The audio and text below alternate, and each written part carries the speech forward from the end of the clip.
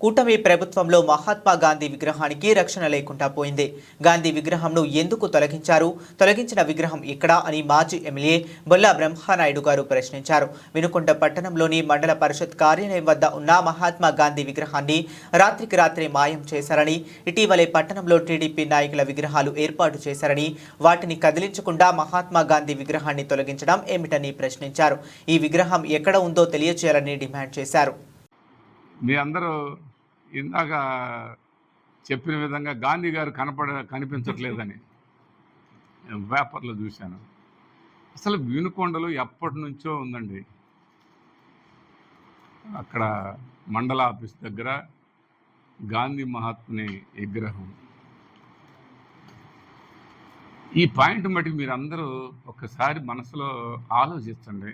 నేను చెప్పిన మాట, ఈ పాలనలో ఆలోచిస్తున్న విధానాలు, ఇక్కడున్న ఎమ్మెల్యే గారు ఎలా ఆలోచిస్తుందో మీరు ఒక్కసారి గమనించండి.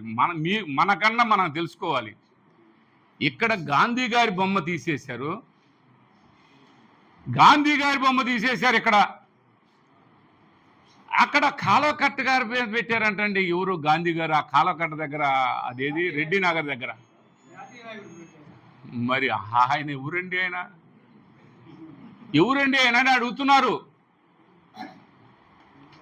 మీరు ఏం గాంధీ గారిని తీసేశారు, గాంధీ గారు విగ్రహాన్ని కనపడకుండా చేశారు. మా ఈపూర్ మండలంలో ఎవరో గాంధీ గారు ఉన్నారంట. ఆ ఈపూర్ మండలం గాంధీ గారిని తీసుకొచ్చి పెట్టారు. ఏమయ్యా ఆంజనేయులు, ఏ సేవలు చేశారని పెట్టారయ్యా మీరు ఆ విగ్రహాలు? ఏమయ్యా పెట్టేదానికి గాంధీ గారి విగ్రహం సరే పెట్టుకుంటే పెట్టుకున్నారు. మీరు ఎలా పెట్టుకున్నారో మాకు అనవసరం.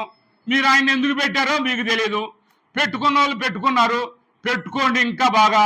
దాని గురించి మాకైతే ఇబ్బంది లేదు. మీరు ఎంత పెట్టుకున్నా మాకేం ఇబ్బంది లేదు, ఎన్ని బొమ్మలు పెట్టుకున్నా మాకేం ఇబ్బంది లేదు. కానీ గాంధీ గారి విగ్రహాన్ని ఎందుకు తీసేశారని అడుగుతూ ఉన్నాను.